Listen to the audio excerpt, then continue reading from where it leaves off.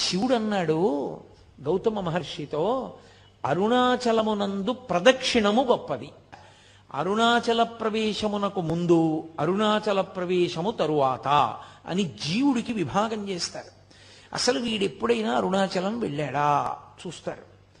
అరుణాచలం వెళ్ళాడు, ఆ జీవుడి స్థాయి వేరు. అరుణాచలం వెళ్ళలేదు, ఆ జీవుడి స్థాయి వేరు. ఇప్పుడు అరుణాచల ప్రవేశం చేశాడు, గిరి ప్రదక్షిణం చెయ్యాలి, ఆ గిరికి ప్రదక్షిణం చెయ్యాలి తాను.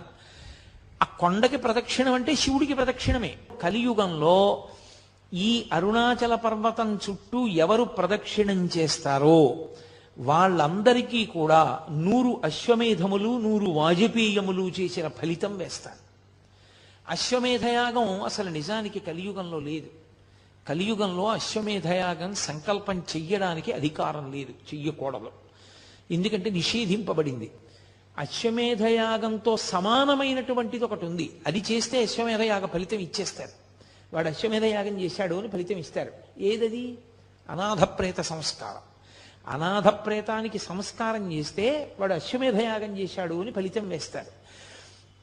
100 అశ్వమేధయాగముల యొక్క ఫలితాన్ని గిరి ప్రదక్షిణం చేసిన వాళ్ళకి వేస్తానన్నాడు. 100 వాజపేయములు చేసినటువంటి ఫలితాన్ని గిరి ప్రదక్షిణం చేసిన వాళ్ళకి వేస్తానన్నాడు.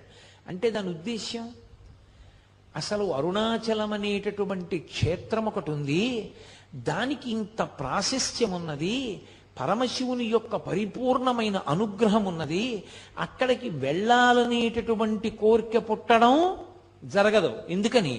అసలు కొన్ని కోట్ల జన్మలెత్తితే తప్ప అరుణాచల పర్వతం గురించి తెలుసుకోడు. అరుణాచల వైభవం అన్న మాట వినడు. కాబట్టి పక్కన పెట్టేయి. విన్నాడు, అది మనసులో హత్తుకుని అరుణాచలంలోకి ప్రవేశిస్తానన్న మాట అన్నాడు పో, అహంకారం వదల్లేడు. ఏదో ఒకటి వెంట పెట్టుకుంటాడు. వెంట పెట్టుకుని నేనింత వాణ్ణని డాంబికానికి పోయాడా ఆయన లోపలికి రానివ్వడు.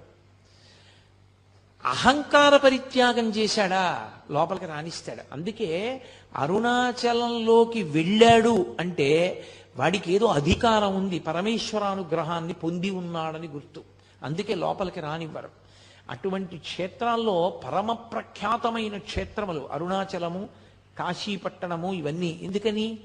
అగస్త్య మహర్షి స్కాంద పురాణంలోనే కుమార సంహితలో చెప్తారు, ఎన్నో క్షేత్రాలకు వెళ్ళి నమస్కారం చేసినటువంటి పుణ్యము పరీపాకమైతే కాశీపట్టణంలోకి రావడానికి అర్హత వస్తుంది. అసలు అన్ని క్షేత్రాలకి జీవుడు ఎప్పటి నుంచో వెడుతుంటే ఆ ఫలితం ఉంటే తప్ప కాశీలోకి వెళ్ళలేడు. కుదరదు, అవతలబమ్మన్నారు. ఇక అరుణాచలం తత్తుల్యం, అంత గొప్పది. అరుణాచల ప్రవేశము అంత తేలికైన విషయం కాదు. అలా ఆర్తి కలిగిన వాళ్ళకి చిన్న చిన్న విషయాల దగ్గర నుంచి పెద్ద పెద్ద విషయాల వరకు ఆయన అనుగ్రహించాడు ఆ ప్రదక్షిణ తత్వంలో. అందుకే కామ్యమునందు కూడా మీకు ప్రత్యేకంగా కోరి ప్రదక్షిణం చెయ్యక్కర్లేదు. ఆదివారం నాడు ప్రదక్షిణం చేశాడనుకోండి, ఆదివారం నాడు ప్రదక్షిణం చేసి వచ్చేస్తే సూర్యమండలాన్ని భేదిస్తాడు జీవుడు. శరీరం పడిపోయిన తర్వాత శరీర పతనానంతరము సూర్యమండలాన్ని ఛేదించి కైలాసంలో శివలోకానికి వెళ్ళి శివ సాన్నిధ్యమును పొందుతాడు. ఒక సోమవారం నాడు ప్రదక్షిణం చేశాడనుకోండి, జరామృత్యువులను దాటతాడు. జరామృత్యువు అంటే వృద్ధాప్యము, మృత్యువు. ఇదొక చిత్రమైనటువంటి విషయం. చాలామంది త్రిదళం త్రిగుణాకారం త్రినేత్రంచ త్రియాయుధం అంటుంటారు, కానీ అలా లేదు. అసలు యథార్థ పాఠం త్రియాయుషం అనుంది.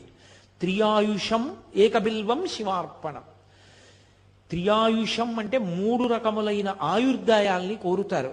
నేను వృద్ధాప్యాన్ని చూడాలని నేను కోరుకోవాలి. బాల్యము, కౌమారము, యవ్వనము దాటి నేను వార్ధక్యాన్ని చూడాలి అని అడగాలి. ఎందుకో తెలుసా?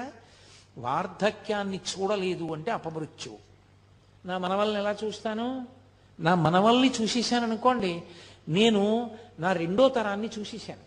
2 తరాలు చూసేశాను అంటే లౌకికంగా నేను నా ఆయుర్దాయం చేత పరిపూర్ణంగా వంశంలో ప్రధానమైన మలుపులు చూసేశాను. ఇప్పుడు నేను వానప్రస్థానికి, ఈశ్వరుణ్ణి చేరుకోవడానికి, తపస్సు చేసుకోవడానికి వెళ్ళవచ్చు, అర్హత పొందుతాను. ముందే పడిపోయింది అనుకోండి శరీరం, అసలు ఇంకా కొడుకు లేడు, కొడుకుని చూడలేదు, తను చెయ్యవలసిన కర్తవ్యాలు పూర్తి చేయలేదు. అది అపమృత్యు దోషం అంటారు దాన్ని. అలా పడిపోకూడదు శరీరం. కాబట్టి అపమృత్యు దోషం పోవాలి అంటే జరా అంటే వృద్ధాప్యమునందు చింతతో అమ్మో ఇది పడిపోతుందేమో, అమ్మో ఇది పడిపోతుందేమో, అమ్మో ఇది పడిపోతుందేమో అని బెంగతో కాకుండా అమ్మో ఇది పడిపోకముందే చేసేయాలనేటటువంటి తాపత్రంతో చెయ్యగలిగినటువంటి స్థితిని పొంది తదనంతరము ఇక మళ్ళీ ఇంకొకసారి చావవలసిన అవసరం ఉండదు. అది ఆఖరి చావు. అంటే ఇంకోసారి పుట్టడని గుర్తు. పుడితే కదా చావడం. అది ఆఖరి వృద్ధాప్యం. ఆ ఆఖరి వృద్ధాప్యం భయంతో ఉండదు. ఆ ఆఖరి వృద్ధాప్యం త్వరతో ఉంటుంది. ఓ జుట్టు తెల్లబడిపోతోంది, 60 వచ్చేసాయి, చేసేయాలి గబగబా మంచి కార్యక్రమాలన్నీ. ఈ పాటి ఓపిక ఉండగా సంధిబంధములు సడలిపోకముందే ఈశ్వరారాధన చేసేయాలి, ఈశ్వరుడిచ్చిన సమయాన్ని సాధ్యమైనంత వెచ్చించేయాలి అని త్వర కలిగి భగవదారాధన యందు మగ్నుడవుతాడు. మగ్నుడై ఆ భావనతో భావనతో భావనతో భావనతో ఉన్న కారణం చేత శరీరం పడిపోతున్నప్పుడు కూడా పటికి బెల్లం తిన్న నోరులా ఆ పారవస్యంతో పడిపోతాడు. పడిపోయిన కారణం చేత భగవంతుని యొక్క స్మరణలతోనే వెళ్ళిపోయాడు కాబట్టి ఇక మళ్ళీ రాడు కాబట్టి ఇక ఇంకొకసారి చావడు, ఇంకొకసారి పుట్టుక లేదు, ఇంకొకసారి మరణము లేదు. అందుకని జరామరణములను దాటాలి అంటే సోమవారం నాడు ప్రదక్షిణం చేయాలి. నువ్వు వేరే ఏమీ అడగక్కర్లేదు. ఏ రోజు ప్రదక్షిణం చేసినా ఫలితమే. ఈ కాలమా ఆ కాలమా అలా ఏం లేదు. మంగళవారం నాడు ప్రదక్షిణం చేస్తే సార్వభౌమత్వము. అయితే నేను ఇక్కడ మీకు ఒక మాట చెప్పవలసి ఉంటుంది. స్వయంగా భగవాన్ రమణులు చెప్పిన మాట. అరుణాచలంలో అరుణగిరికి ప్రదక్షిణానికి మంగళవారము శ్రేష్టము, చాలా మంచిది. మంగళవారం నాడు గిరి ప్రదక్షిణం చేస్తే ఎందుకో తెలుసా? అది అగ్ని కొండ, పావకి సుబ్రహ్మణ్య తత్వం, అది సుబ్రహ్మణ్య క్షేత్రం, శివానుగ్రహం. అక్కడ మంగళవారం నాడు ఉదయం కుజహోర ఉంటుంది. కుజుని యొక్క శక్తిని తగ్గించగలిగిన వాడు సుబ్రహ్మణ్యుడు. మంగళవారం సుబ్రహ్మణ్యానుగ్రహాన్ని ప్రోధి చేస్తుంది. అందుకే మంగళవారం నాడు ప్రదక్షిణం చాలా గొప్పది. సూరి నాగమ్మ గారు ప్రతి మంగళవారం గిరి ప్రదక్షిణానికి వెళ్ళేవారు. అప్పుడు మంగళవారం నాడు ప్రదక్షిణం చేసిన వాడు సార్వభౌముడవుతాడు. సార్వభౌముడవుతాడు అన్న మాటకు అర్థం చక్రవర్తి అంటే రాజ్య పరిపాలనే అనుకోక్కర్లేదు. భక్తి సార్వభౌముడు కావచ్చు, వైరాగ్య సార్వభౌముడు కావచ్చు, జ్ఞాన సార్వభౌముడు కావచ్చు. కాబట్టి మంగళవారం నాటి ప్రదక్షిణం సార్వభౌమత్వాన్ని ఇస్తుంది.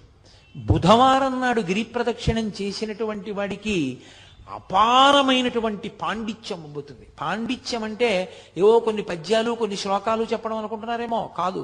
పండాహ అంటే భగవంతుని యొక్క జ్ఞానము కలుగుట. భగవద్జ్ఞానము కలగాలి అంటే తనంత తానుగా లోపల పొటమరించాలి అంటే బుధవారం నాడు ప్రదక్షిణం చెయ్యాలి. గురువారం నాడు నియమంగా అరుణాచలానికి ప్రదక్షిణం చేసిన వాడు లోకగురువు అవుతాడు. అంటే జగద్గురు